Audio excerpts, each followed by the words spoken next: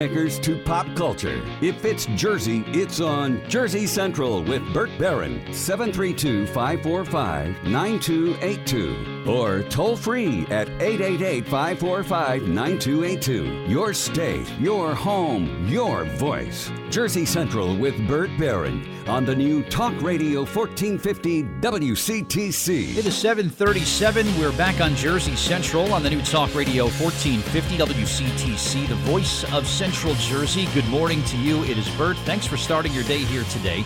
73 and fair. We're going to get up to about 90 today. We'll get a traffic and weather update coming up at 7:45. Another day and another day filled with problems and headaches with the New Jersey Transit trains. And Debbie Duhame is going to update us on that coming up.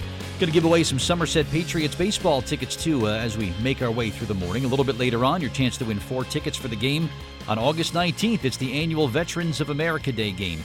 You'll have a chance to win those in just a little bit. Well, we got the back-to-school checklist out here ready to go. It'll be back-to-school time very soon. We got pencils, check. We got notebooks, check. We got Naloxone? Naloxone. What does Naloxone have to do with back-to-school coming up? Well, something very important that was passed in June.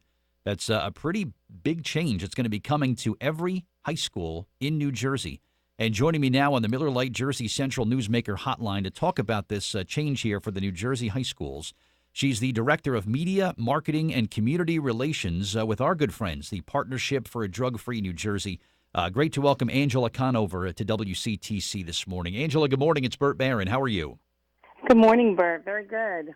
Talk about what's going on with this now. So every high school has to maintain a supply of Naloxone beginning with this school year, which is coming up in the fall. That's something new that every New Jersey high school will have to do now, right?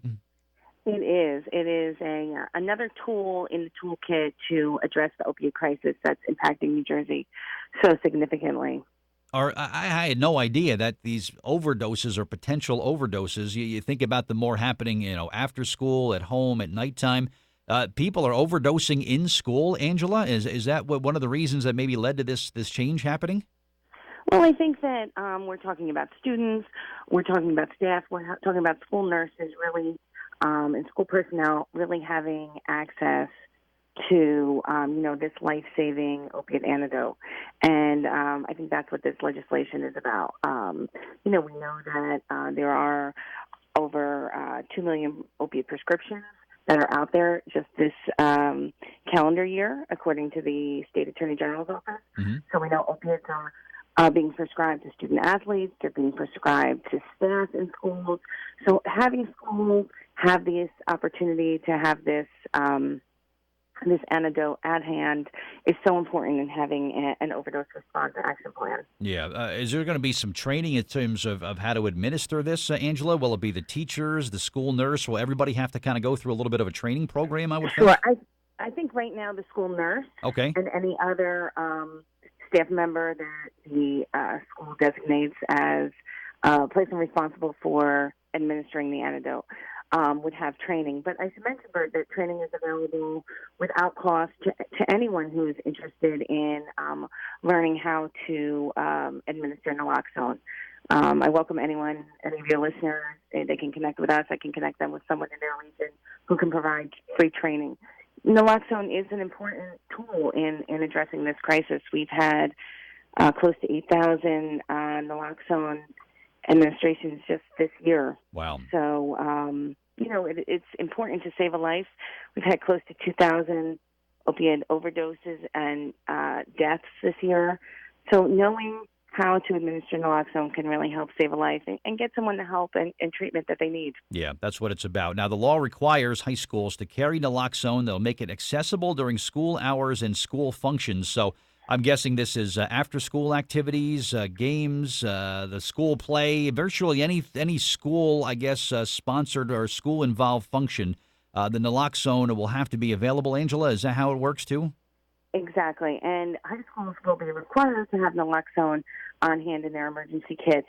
And any other school who wishes to have naloxone will be allowed to have naloxone on hand as well. And I guess what it is, it's no matter what it is, it's time and minutes that really save lives. Maybe we've had incidents, unfortunately, where there's been an overdose sort of situation, and just waiting for a first responder, whether it's the police or the first aid or the ambulance, to arrive with that naloxone, these minutes now can kind of be eliminated, and that person can get the antidote that they so desperately need that much sooner. I'm sure that's part of this. Exactly. And, when emergencies happen, having that on hand, having the tool necessary, to reverse an opiate overdose, can really lead to a more positive outcome than having to wait. Those minutes are precious. It's true. Yeah. Do you think there'll be any sort of any sort of intervention, or will the school perhaps now get involved with someone as part of their treatment and recovery process? Is that maybe another component of this? Is sort of a wider spectrum of care, maybe for somebody who's struggling with addiction?